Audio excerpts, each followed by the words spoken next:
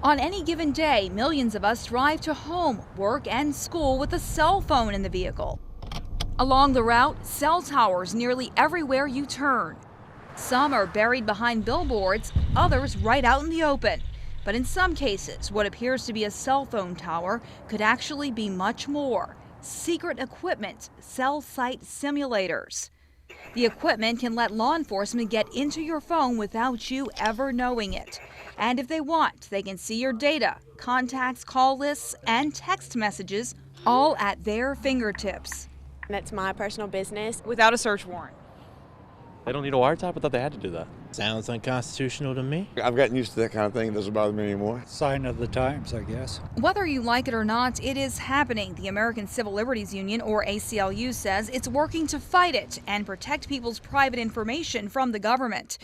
Their executive director in Louisiana, Marjorie Essman, says for more than a decade, law enforcement agencies around the country have been using the secret equipment to suck up large amounts of information from cell phones of an unsuspecting public. It's happening all across the country, including here in Louisiana. According to this map produced by the ACLU, law enforcement agencies in these 17 states have cell site simulators. And as the 9 News investigators discovered, Louisiana makes the 18th state to join in. They can find out who you called, when you called them, how long you talked to them. Here's how it works. Your cell phone is programmed to automatically connect to the strongest nearby cell tower. A device known as an International Mobile Subscriber Identity Catcher, or IMSI catcher, can pretend to be a legitimate cell phone tower and let the cops quickly search large numbers of cell phones in the area. It can sometimes be mounted in a police vehicle or even in an airplane flying overhead. They then essentially capture the phone records of everybody that person A is in communication with. Someone's been in my underwear drawer. You feel violated. The IMSI catchers have different names: Kingfish, Stingray, Harpoon, Hailstorm, to name a few. The 9 News investigators learned the Louisiana Attorney General's office got a Kingfish back in 2011 from a grant it received through the Governor's Office of Homeland Security and Emergency Preparedness. According to documents obtained by the investigators, the state used the grant money to purchase the Kingfish from the Harris Corporation, a company based in Florida. The price tag, $172,000. In addition, according to travel expense reports, the Louisiana Attorney General's office sent 4 of its people, all unidentified, to Florida to be trained to use the devices for, quote, urban search and rescue. We reached out to the Attorney General's office multiple times over the phone and through email, but they didn't want to talk about it. They denied our requests for an interview. We also submitted a formal public records request for a document which would tell us whether or not the AG's office has a signed non-disclosure agreement with the Harris Corporation. By law, they have 3 days to respond. More than 2 weeks later, they finally responded by saying they would not be releasing any records. The Attorney General's office says they're using this device, according to their records, for urban search and rescue. What does that mean? I don't know what that means. I don't know what that means, and I don't know in what way they would be using it for that purpose.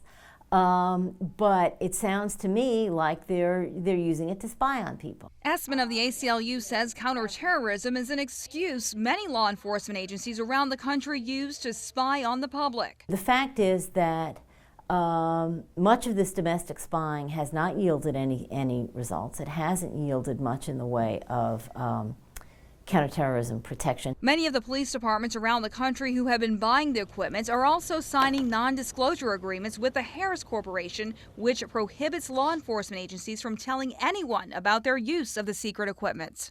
The FBI is a fan of those non-disclosure agreements. In April of last year, the FBI agent in charge of technical surveillance said in Virginia in a legal document, quote, disclosing the existence of and the capabilities provided by cell site simulator equipment to the public would reveal sensitive technological capabilities possessed by the law enforcement community and may allow individuals who are the subject of the investigation to employ countermeasures to avoid detection.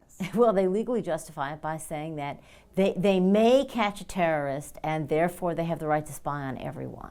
So where does Governor Bobby Jindal sit on this issue? He would not do an on-camera interview, but said in a written statement, quote, in general, we're supportive of giving law enforcement agencies tools to hunt down and prosecute criminals, but it's important that they are not running roughshod over the privacy of individuals who are acting lawfully. In an interview with reporters in London several weeks ago, Jindal said, I have no problem with going aggressively after those suspected or actually engaging in acts of terrorism or about to or supporting acts of terrorism.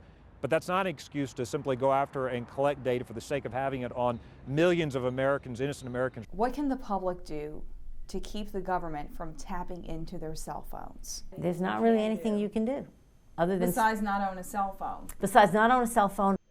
The ACLU says Congress would ultimately have to step in to stop the government from phishing in public cell phones.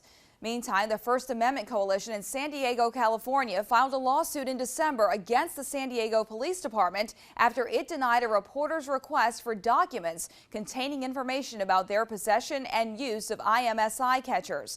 We've got a copy of that and the FBI's full deposition regarding government surveillance on WAFB.com. For the 9 News investigators, I'm Cheryl Mercedes.